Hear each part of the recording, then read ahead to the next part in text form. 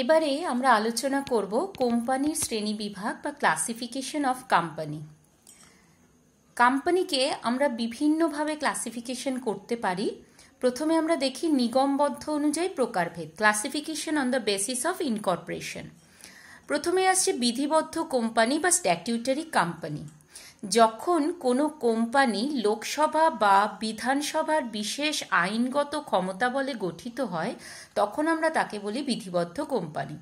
যেমন reserve bank of India, state bank of India, Damodar valley corporation, life insurance corporation, এই যে company বা কর্পোরেশনগুলোর কথা আমরা বলছি এগুলোকে আমরা বলি স্ট্যাটিউটারি কোম্পানি, কারণ নির্দিষ্ট একটি স্ট্যাটিউটারি অ্যাক্ট অনুযায়ী এই কোম্পানিগুলো গঠিত হয়। দ্বিতীয়ত নিবন্ধিত কোম্পানি বা রেজিস্টার্ড কোম্পানি। ভারতীয় কোম্পানি আইন অনুযায়ী যে সমস্ত কোম্পানি গঠিত এবং নিবন্ধিত হয় তাকে আমরা বলি নিবন্ধিত কোম্পানি বা রেজিস্টার্ড কোম্পানি। এরপরে আমরা আসছি সনদপ্রাপ্ত কোম্পানি বা চার্টার্ড কোম্পানি।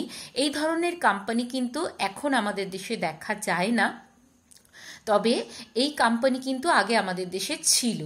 এই কোম্পানিটা কি ধরনের কোম্পানি দেখো, যেসব কোম্পানি সার্বভৌম দেশের বিশেষ সনদের ভিত্তিতে গঠিত তাকে আমরা বলি সনদপ্রাপ্ত কোম্পানি। যেমন আমাদের দেশে ইস্ট ইন্ডিয়া কোম্পানি এই সনদপ্রাপ্ত কোম্পানি হিসেবে গড়ে উঠেছিল। অর্থাৎ ব্রিটিশরা যখন ভারতবর্ষে আসে তখন মোগল সম্রাট জাহাঙ্গীর তাদের এই সনদ দিয়েছিলেন, বিশেষ সনদ দিয়েছিল, যার ভিত্তিতে তারা এই ভারতবর্ষে ব্যবসায় কাজকর্ম করার অধিকার পায়। এরপরে আমরা চলে যাচ্ছি দায় অনুযায়ী শ্রেণীবিভাগ, classification on the basis of liability. সেখানে প্রথমেই আমরা পাবো শেয়ারের দ্বারা দায় সীমাবদ্ধ কোম্পানি, অর্থাৎ কোম্পানি লিমিটেড বাই শেয়ার। এর মানে কি না, শেয়ার গ্রহীতাদের দায় শেয়ারের অভিহিত মূল্যের বা ফেস ভ্যালুর মধ্যে সীমাবদ্ধ থাকে। আমি একটা উদাহরণ দিয়ে বোঝাই, দেখো তোমরা ক্লিয়ারলি বুঝতে পারবে। ধরো একজন শেয়ার হোল্ডারের কাছে 200টা শেয়ার আছে। এবার একটা শেয়ারের ফেস ভ্যালু হচ্ছে 100 টাকা। তাহলে 200টা শেয়ারের ফেস ভ্যালু কত? 200 share into 100, that is 20,000 rupees. তাহলে ওই শেয়ার হোল্ডারের দায় হচ্ছে 20,000 রুপিস। ক্লিয়ার? এরপরে দেখো গ্যারান্টিযুক্ত কোম্পানি বা গ্যারান্টিড কোম্পানি বা কোম্পানি লিমিটেড বাই গ্যারান্টি। এর মানে কি? এর মানে হচ্ছে যখন শেয়ার গ্রহীতাদের দায় পূর্ব নির্ধারিত অর্থের গ্যারান্টির মাধ্যমে স্থির করা হয়। এর মানে কি, যে শেয়ার হোল্ডাররা যে পরিমাণ তাদের শেয়ারের ফেস ভ্যালু তার জন্য তো দায়বদ্ধ থাকছেই, তার সঙ্গে তারা আরও কিছু পরিমাণ অর্থের গ্যারান্টি নিচ্ছে যে যদি কোম্পানির প্রয়োজন হয় তাহলে তারা সেই পরিমাণ গ্যারান্টি দেবে। এই রকম যে কোম্পানিতে শেয়ার হোল্ডাররা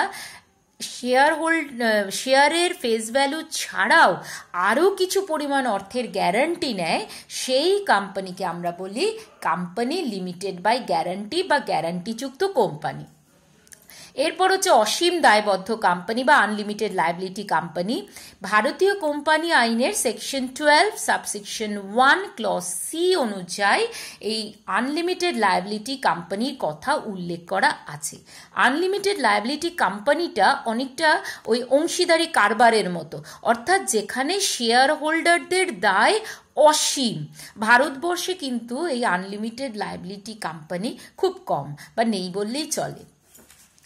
এরপরে আমরা চলে যাচ্ছি সদস্য সংখ্যার বিচারে প্রকারভেদ, অর্থাৎ classification on the basis of number of members.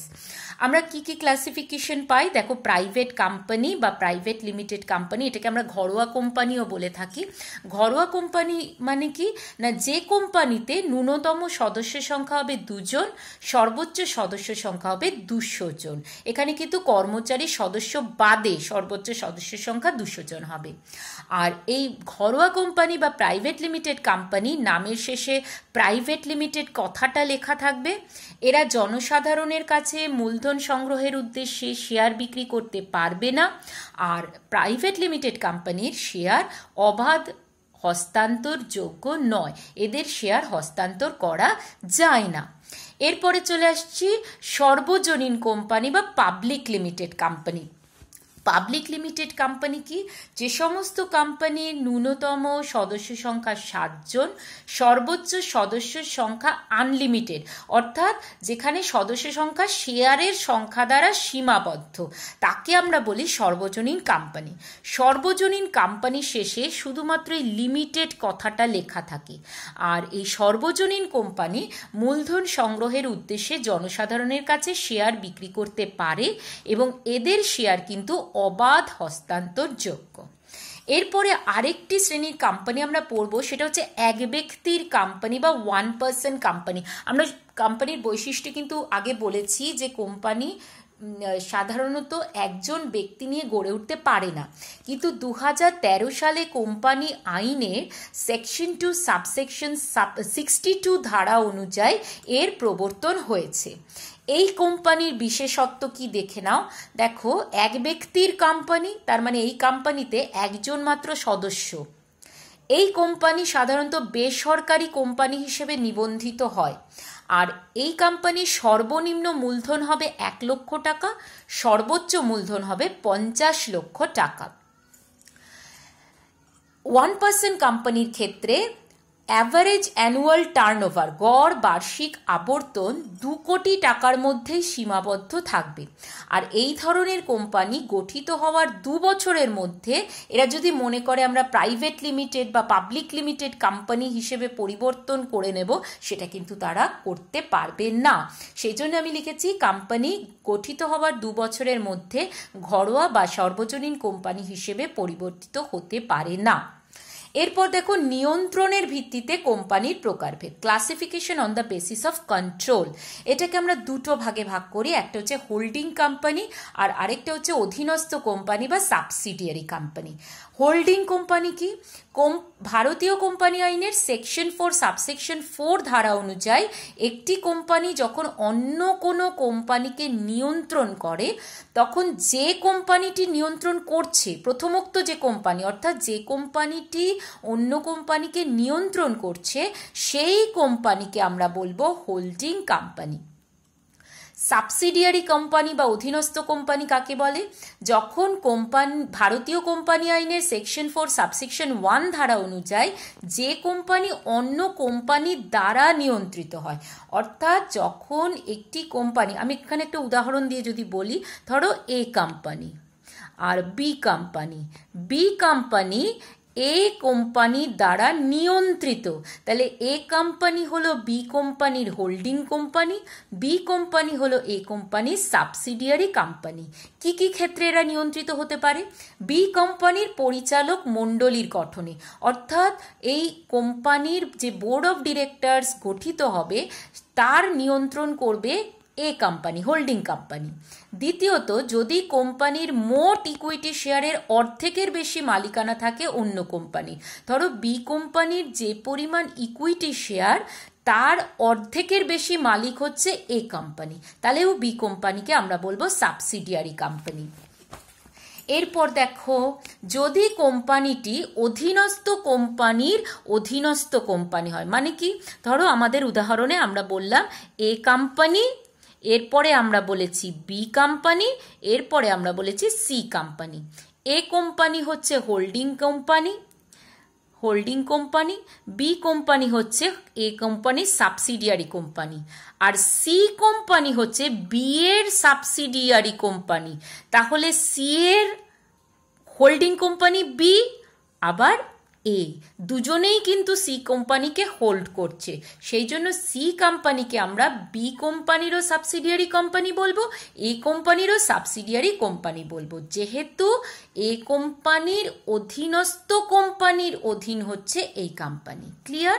তাহলে যদি কোম্পানিটি অধীনস্থ কোম্পানির অধীনস্থ কোম্পানি হয়। এরপর হচ্ছে কোনো এক্সিস্টিং কোম্পানির প্রেফারেন্স শেয়ার হোল্ডার এবং ইকুইটি শেয়ার হোল্ডারদের যদি সমান ভোটাধিকারী হয়, তাহলে ওই কোম্পানির সম্পূর্ণ ভোট সংখ্যার অর্ধেকের বেশি ভোট যদি অন্য কোম্পানির দ্বারা নিয়ন্ত্রিত হয়। ধরো এই সি কোম্পানির প্রেফারেন্স শেয়ার হোল্ডার এবং ইকুইটি শেয়ার হোল্ডারদের ভোটের অধিকার সমান, এবার সি কোম্পানির যে মোট ভোট সংখ্যা তার অর্ধেকের বেশি নিয়ন্ত্রণ করে বি কোম্পানি, তাহলেও আমরা সি কোম্পানিকে বলবো সাবসিডিয়ারি কোম্পানি। এরপরে দেখো আমরা চলে যাচ্ছি মালিকানার ভিত্তিতে শ্রেণী বিভাগ, classification on the basis of ownership. মালিক কে হতে পারে? 1 সরকার, 2 বেসরকারি প্রতিষ্ঠান বা বেসরকারি ব্যক্তি। এবারে দেখো সরকারি ক্ষেত্রে কোম্পানি বা পাবলিক সেক্টর কোম্পানি কোনগুলি?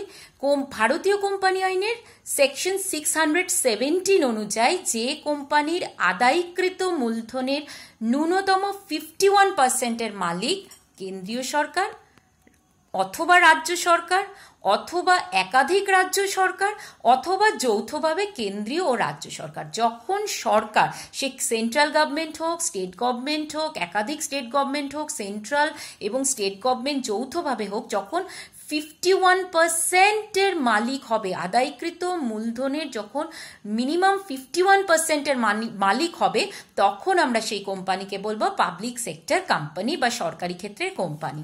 বেসরকারি কোম্পানি বা প্রাইভেট সেক্টর কোম্পানি কোনগুলি? যেসব কোম্পানির শেয়ার সরকার ধারণ করে না। বেসরকারি ব্যক্তিবর্গের সমিতি, অর্থাৎ ব্যক্তিবর্গের সমিতিরা একটি কোম্পানির মালিক, যেখানে কোনো শেয়ার সরকারের নেই, সরকারের কোনো মালিকানা নেই, তাকে আমরা বলবো বেসরকারি কোম্পানি।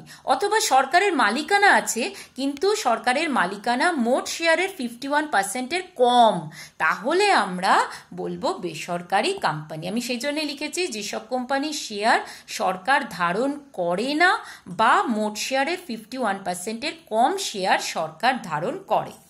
এরপর আমরা চলে যাচ্ছি বিদেশি কোম্পানি বা ফরেন কোম্পানি। ভারতীয় কোম্পানি আইনের সেকশন 59 সাবসেকশন 1 ধারা অনুযায়ী ভারতের বাইরে নিগমবদ্ধ কোনো কোম্পানি যার ভারতে ব্যবসায়িক কার্যালয় রয়েছে বা যে ভারতে ব্যবসা করছে তাকে আমরা বলবো ফরেন কোম্পানি। তাহলে ফরেন কোম্পানি গঠিত হচ্ছে ভারতবর্ষের বাইরে অন্য কোনো দেশে, কিন্তু ওই কোম্পানি ভারতবর্ষে ব্যবসা করছে বা ভারতবর্ষে তাদের ব্যবসায়িক কার্যালয় রয়েছে, তখন আমরা সেটাকে বলবো বিদেশি কোম্পানি বা ফরেন কোম্পানি। যেমন আমরা ম্যাকডোনাল্ডস দেখি, ম্যাকডোনাল্ডস কিন্তু ফরেন কোম্পানি, মাল্টিন্যাশনাল কর্পোরেশন, এর ভারতে কার্যালয় রয়েছে, ব্যবসায়িক কার্যালয় রয়েছে, এখানে এরা ভারতে ব্যবসা করছে, এই কোম্পানিকে আমরা বলি ফরেন কোম্পানি। তাহলে আশা করি তোমরা ক্লিয়ারলি কোম্পানির শ্রেণীবিভাগ বুঝতে পেরেছো।